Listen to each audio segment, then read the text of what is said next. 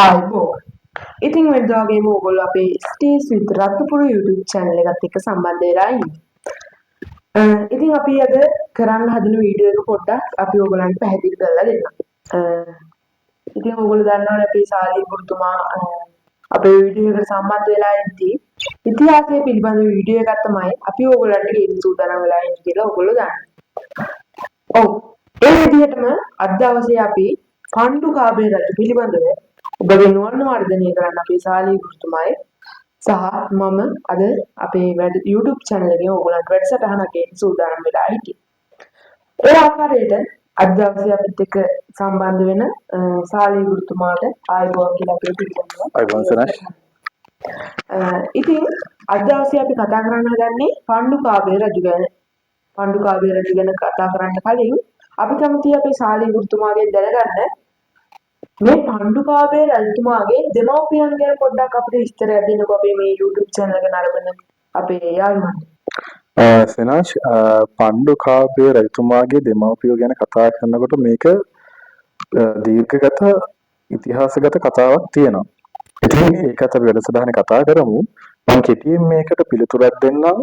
පණ්ඩුකාභය රජතුමාගේ මව තමයි උන්මාද චිත්‍ර.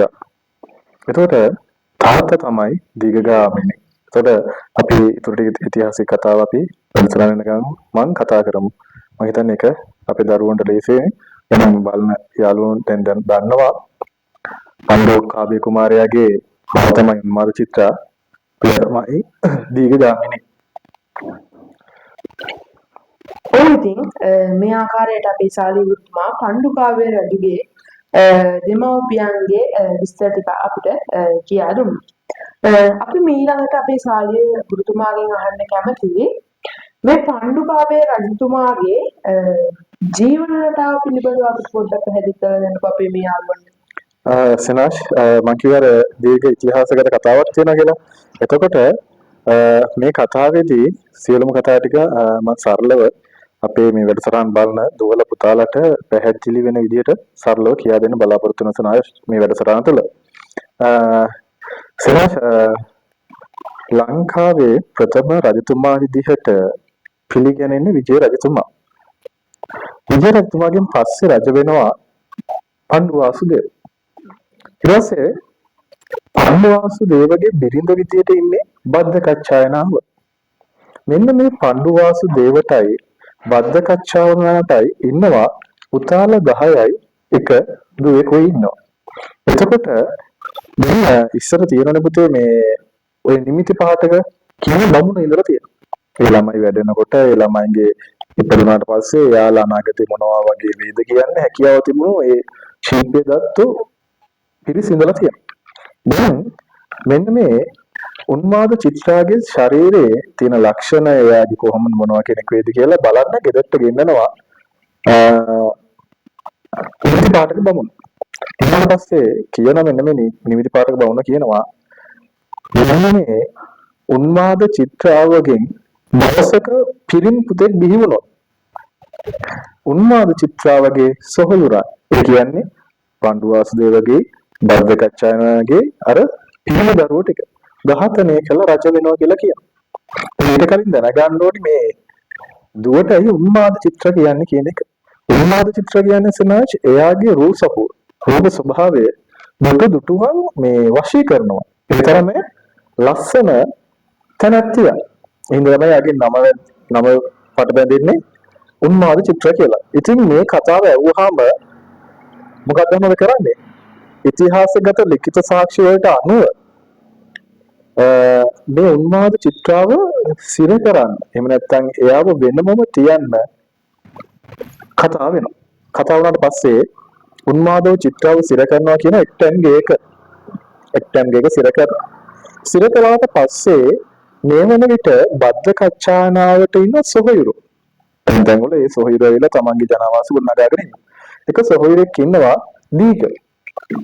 මෙන්න මේ දීඝට ඉන්න පුතෙක් ඒ පුතාගේ නම දීඝගාමිනී. එතකොට දවසක් දීඝගාමිනී දවසක් නෙවෙයි දිගටම වගේ ඒ රාජකාරී සේවයට යනකොට දීඝගාමිනී යනවා ඒ රජරට පැත්තයන් වල රාජ්‍ය සේවයන් වලට යනවා. ඊට කටයුතු තියෙන්නේ නැති ඒකට යනවා. මේ යනකොට මෙයාට හම්බ වෙනවා රෙක්ටැන්ගේ සිර කරලා ඉන්න දකින්නවා ඉන්න උන්මාද චිත්‍රව දැක ගැනීමට හැකියාව ලැබෙනවා. ලැබුණාට පස්සේ ඉතින් දෙන්නකට රහසිගත ප්‍රේමයක් හටගෙන ටික ටික මේක වර්ධනය වෙනවා. ඊට පස්සේ ඉතිහාසගත ලිඛිත මූලාශ්‍ර වලට අනුව දීඝගාමිනී තීරණය කරනවා උන්මාද චිත්‍රات එක්ක තනි වෙන්න. ඒ කියන්නේ එක්ටම් ගේට ඇතුළු වෙන්න. ඒතකොට ගෙනාව කියලා සඳහන් වෙන සනචර කරකටක යන්ත්‍රයක්. ඒ කියන්නේ අකුලන දිගහරින ඉනිමග. ගෙනල්ලා එක්ටම් ගේට කොහොමද ඇතුළු වෙලා දැන් මේ දෙන්නත් එක්ක තමන්ගේ ජීවිතය අමුසමියන් විදිහට ගත කරනවා. ගත කරනකොට උන්මාද චිත්‍රාව ගැත් ගන්නවා. දරුවෙක් බිහි වෙන්න ප්‍රසූත කරන්න මව් පදවියටපත් වෙනවා මෙන්න මේ උන්මාද චිත්‍ර. උතර වංශ කතාවන් වලට අනුව සඳහන් වෙනවා ඇයට ඉපදුනේ පිරිමි පුතෙක්. ඒ උන්මාද චිත්‍ර තනියෙන් එක එක්ටම්ගේ ඉන්නේ උන්මාද චිත්‍රාවගේ සේවාවන් වැඩ කටයුතු කරන්න නවත්තලා ඉන්න මෙහෙසියා. දාසියක් නවත්තලා ඉන්න. ඒතර දාසියටත් උන්මාද චිත්‍රාවට දරුවෙක් ඉපදුණු දවසේ පිරිමි පුතෙක් ඉපදුණු දවසේ දාසියත් එදා බිහි කරනවලු දුවේ. එයා දුවේ. දැන් කියලා තිබ්බනේ මේ අනාගත දවසක බිහි වෙන කුමාරයා තමන්ගේ සොහොයුරන් එහෙම නැත්නම් කුමාරගේ මාමාවරුන් ඝාතනය කරනගෙන මේකට බය වුණු උන්මාද චිත්‍ර මොකක්ද දන්නවද කරන්නේ? අර දුව තමන්ට අරගෙන පිරිමි පුතා බාර දෙනවා අර මෙහෙසියට. මෙහෙසිය කියන්නේ මේ වැඩකාරියට දීලා මොන හරි කැවුම් වගේ මොන හරි දෙයක් හදලා දීලා පඳුරුත් දීලා කියනවා උඹ මේ ළමයාවයි මේ පාර්සලේ අරගෙන ඵලයන් පණ්ඩුල ග්‍රහමේ පණ්ඩුල බ්‍රහ්මණයට ගිහිල්ලා ඔය ළමයායි බාර දීලා ළමයා රහසිගතව හදන්න කියපන්. කතාව තියෙන්නේ එහෙමයි. හරි. කිව්වට පස්සේ මොකද දන්නවද කරන්නේ? දැන් මේ අර දාසිය ළමයයි අර හදලා දුන්න කැවුම් මල්ලයි දුන්න අර පඳුරු ටිකයි අරගෙන යනවා. යනකොට දැන් මාමා වරුන්ට ආරංචියක් කළා තියෙනවා උන්මාද චිත්‍රාව දැන් බිහි කරලා කියලා. ආරංචි වෙලා තියෙනවා. හරිද? ආරංචි වුණාට පස්සේ මම කොහොම හරි මෙන්න මේ මාමා වරු ටික මේක බලන්න. එතකොට අර දාසිය මම අතරමැදදී යනවා හම්බ වෙනවා මාමා වරුන්ට. හම්බ වුණාට පස්සේ අහන කොහෙද යන්නේ කියලා. දැන් දරුවා ඉන්නේ බෑකේ. කතාව තියෙන්නේ එහෙමයි. හරිද? මේක අපි මේ පටල ගන්න හොඳ නැහැ. ඒක එහෙම වෙන්න පුළුවන්. ළමයට උස්ම ගන්න පුළුවන් වුණාද බැරි වුණාද නැහැ. මේ ඉතිහාසගත කතාව ගොඩ නැගලා තියෙන විදිහකට. ඒක වෙන්නත් පුළුවන් නොවෙන්නත් පුළුවන්. හරිද? ඊට පස්සේ අහනවා මේ මොනවද ඔය තියෙන බෑකේ? මම කියනවා මේ කැවුම් ටිකක් ගෙනියනවා මේ අර ගුරුවරයෙක් ඉන්නවා. එයාට ගෙනියන්න තමයි මේ කැවුම් ටික ගෙනියන්නේ. බෑග් ටික බලන්න හදනකොටම තව සුවිශේෂී සිද්ධියක් වෙනවා. මොකක්ද දන්නවද? මං කියවනේ එක්ටම්ගේ වැය පහන් කළා කියලා දීඝගාමිනී. දීඝගාමිනී තනියෙන් නෙවෙයි රාජකාරියට එන්නේ තමන්ට සේවය දෙන තව දෙන්නෙක් පුද්ගල දෙන්නෙක් කියලා. එක්කෙනෙක් කාලවේල අනිත් එක්කෙනෙක් චිත්‍රරාජ. දැන් එක්ටම්ගේ ගාවට මාමාවරු ගියාම දකින්න අර මුරකාරුවන් දෙදෙනා. දැක්කම මොනවා කරනද මාමාවරු දෙන්න ඒ දෙන්නා ඝාතනය කළාට පස්සේ ඒ දෙන්න යලි ඉපදුනාලු යක්කු විදියට. යක්ෂෝ විදියට ඉපදුනාලු. දැන් අර මේසියත් හම්බ වෙනවනේ මාමාවරුන්ට මොනවද ඔය බෑග් එකේ තියෙන කියලා අහනවා. අහනකොට දැන් ළමයා හුවෙන්න යන්නේ. අර ඝාතනය කරපු කාලවල චිත්‍රරාජ දැන් යක්කු වෙලා ඉන්නේ. ඒ දෙන්න මොකද කරන්නේ? ඌරුවෙස් ගන්නවලු. මොකද මේ මාමාවරු හරියාස දඩේම ප්‍රිය කරනවා. ඌරුවෙස් අරගෙන අර ඉන්න දාසියසලින් ගමන් කරනවා. මාමාවරු ටික මොකද්ද කරන්නේ? අර බෑග් එක පරීක්ෂා කරන එක බලන එක පැත්තක දාලා යනවා ඌරුවගේ පස්සේ. ඊට පස්සේ අර මෙහෙකාරී මොදරනේ යනවා ළමයාත් අරගෙන කොහටද? පණ්ඩුල ග්‍රාමයේ පණ්ඩුල බ්‍රහ්මණ හම්බ වෙයි. කතාව තියෙන්නේ මහාවංශය තුලම තියෙන කතාව තියෙන්නේ ඒ පණ්ඩුල බ්‍රහ්මණගේ බිරිඳට දරුවෙක් හම්බ වෙලා. දැන් මේ කුමාරයා ගෙනාවට පස්සේ මොකද්ද කියන්නේ? දැන් පරිස්සම් කරන්නත් එපා ළමයා ආරක්ෂා කරන්නත් ඕනේ. පණ්ඩුල බ්‍රහ්මණ මොකද්ද කියන්නේ? තමන්ගේ බිරිඳට නියුන් දරුවන් ඉපදුනා කියලා ප්‍රචාරයක් යවනවා. එතකොට නියුන් දරුවන් ඉපදුනා කියලා ප්‍රචාරය යවුවා මොකද වෙන්නේ? අර දරුවා එතනලු ආරක්ෂා වෙනවා. ආරක්ෂා වුණාට පස්සේ කොහොම හරි පණ්ඩුල බ්‍රහ්මණ තමන්ගේ වගේ මේ දරුවෝ දෙන්නම හොඳට උසමහත් කරලා හදනවා. අවුරුදු 7 වගේ වෙනකොට ආරංචි වෙනවා පණ්ඩුකාභය කුමාරයා ඔන්න ඉන්නවලු මෙන්න මේ ග්‍රාමයේ පණ්ඩුල ග්‍රාමයේ ඉන්නවා. ඊට පස්සේ වෙනවා මාමාවරු සහ සේනායනවා ඒ අවුරුදු 7 ඉන්න දරුවෝ මරා. හැබැයි ඒකෙත් ආරක්ෂා වෙනවා. ඇතැම් අවුරුදු 12ට ගියාට පස්සේ දිය කෙලින අවස්ථාවන් වල වගේ නොඑක් තැන්වලදී මේ පණ්ඩුකාභය කුමාරයා ආරක්ෂා වෙනවා. ආරක්ෂා වුණාට පස්සේ නිසි වයස සාමාන්‍ය 16 අවුරුදු 16 වුණාට පස්සේ පණ්ඩුල බ්‍රහ්මණයා කියන මෙන්න මෙහෙම දෙයක් මහවංශය තියෙනවා යමෙකු විසින් ගන්නා ලද පර්ණය රන් වේද එය අද මෙහිසිය කරන. ඒ කියන්නේ කවුරු හරි තැනැත්තියක් මොන හරි කොලයක් ඇල්ලුවොත් ඒක රත්තරන් වුණොත් ඒක මොනව කරගන්න කියනවද? බිරිඳ කරගන්න කියලා කියනවා. ඉතින් ඒකත් ප්‍රෝධන දීලා පණ්ඩුල බ්‍රහ්මණයක ඉන්න පුතෙක් චන්ද්‍ර කුමාරයා. එයාගේ නම චන්ද්‍ර කුමාර. එයාට තනතුරක් දීලා සෙන්පති තනතුරේ තිහිලා මාමාවරුන් ඝාතනය කළ රජකම ගන්න. කියලා ඔන්න උපදේශ උදව් දීලා සේනාවත් සකස් කරලා දීලා පිටත් කරනවා පුතේ අනුරාධපුරේ පැත්තට. රජරටට පිටත් කරනවා. පිටත් කළාට පස්සේ මොකද කරන්නේ? ඔන්න දැන් පණ්ඩුකාභය කුමාරයා යනවා. දැන් යනවා සේනාවත් එක්ක යනවා. යනකොට මේ පණ්ඩුකාභය කුමාරයාගේ මාමා කෙනෙක්. එහෙම නැත්නම් උන්මාද චිත්‍රාවගේ සොහොයුරෙක් ඉන්නවා නීලකණ්ඨ ශිව. මෙන්න මේ ශිව කියන කෙනා කුඹුරු අස්වද්දමින් ඉන්නේ. කුඹුරු අස්වද්දමින් ඉන්නේ. මේ ශිවට ඉන්න දුවක්. දුවගේ නම පාලි. පාලි කුමාරිය සහ අනිකුත් කාන්තාව ඉන්නේ නැති අරගෙන එනවා තමගේ තාත්තට ඇඹුල. ඇඹුල අරගෙන එනවා. එතකොට පණ්ඩුකාභය කුමාරයා කියනවා මේ අපිටත් ඔය බත් ටිකක් දෙන්න මොන හරි දෙන්න කියලා ඉල්ලනවා.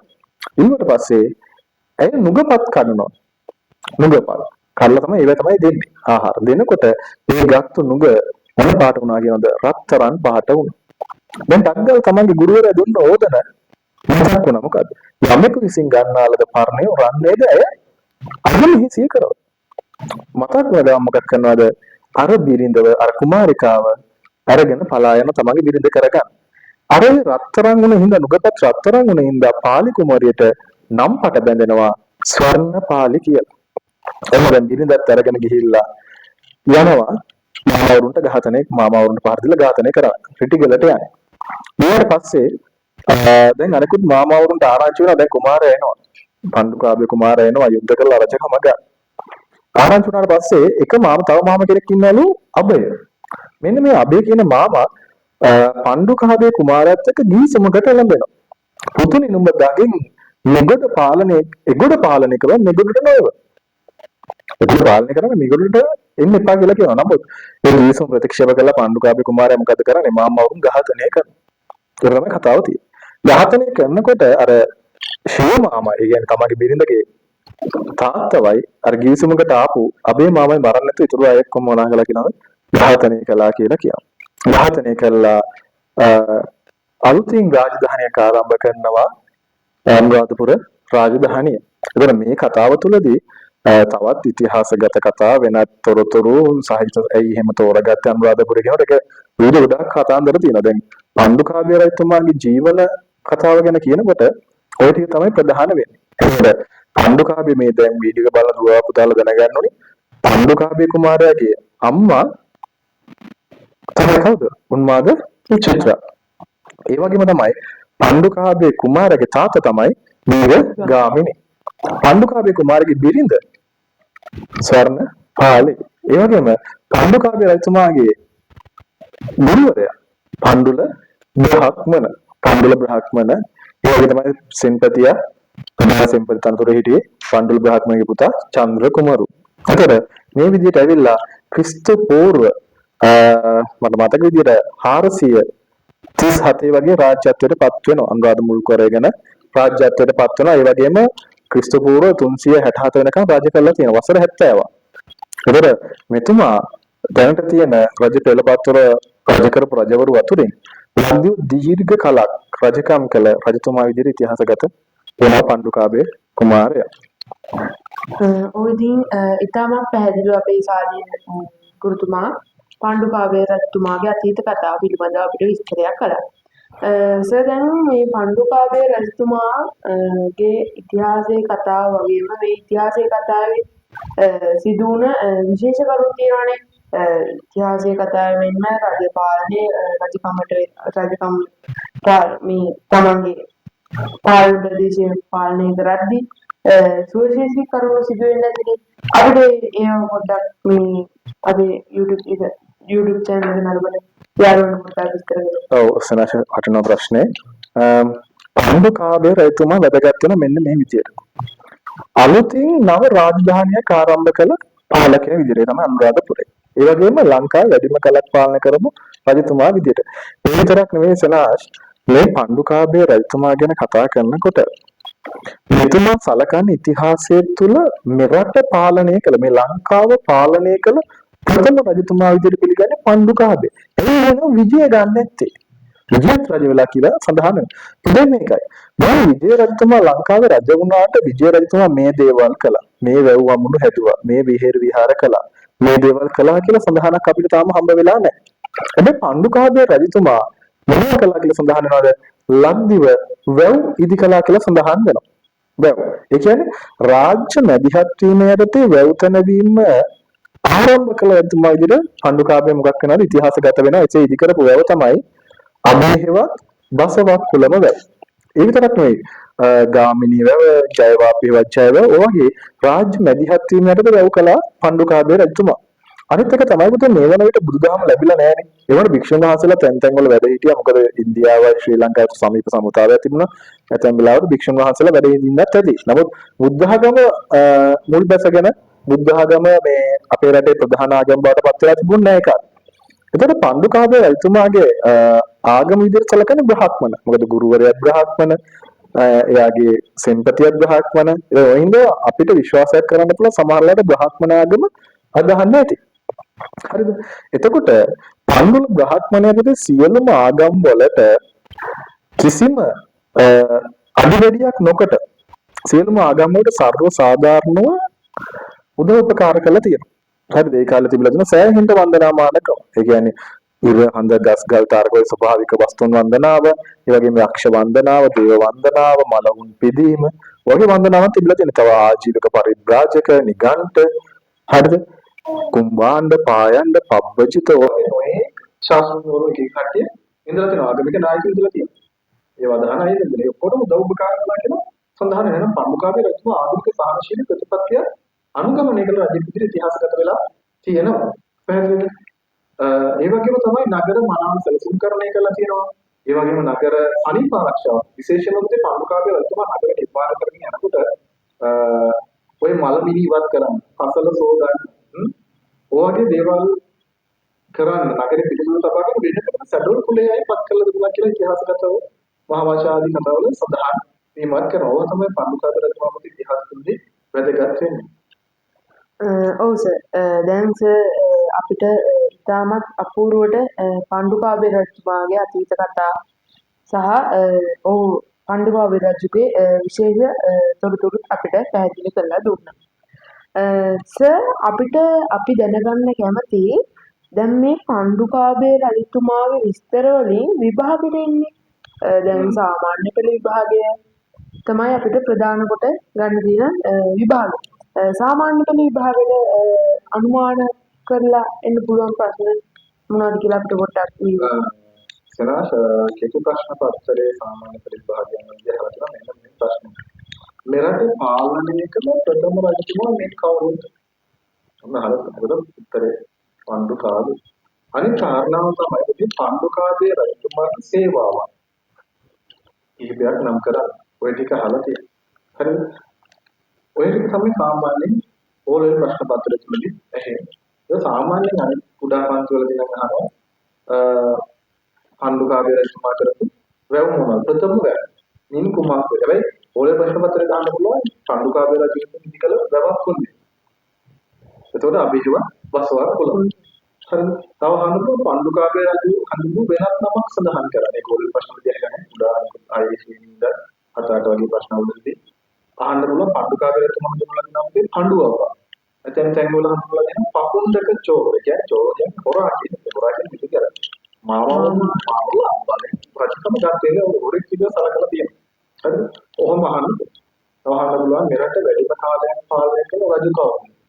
එහෙම අහන්න පුළුවන් කුඩා පන්තිවල විතර පන්දු කාපේ. හරිද? ඔය ප්‍රශ්න විභාගෙදී අහන්න පුළුවන්. ඔය ප්‍රශ්න පත්‍රයේදී සහනිකුත් ප්‍රශ්නයන් වලන්කුත් ඔය 10 11 ඇරෙන්න 9ට 7 6 වයිසෙන්දී මේ ප්‍රශ්න අහන්න පුළුවන්.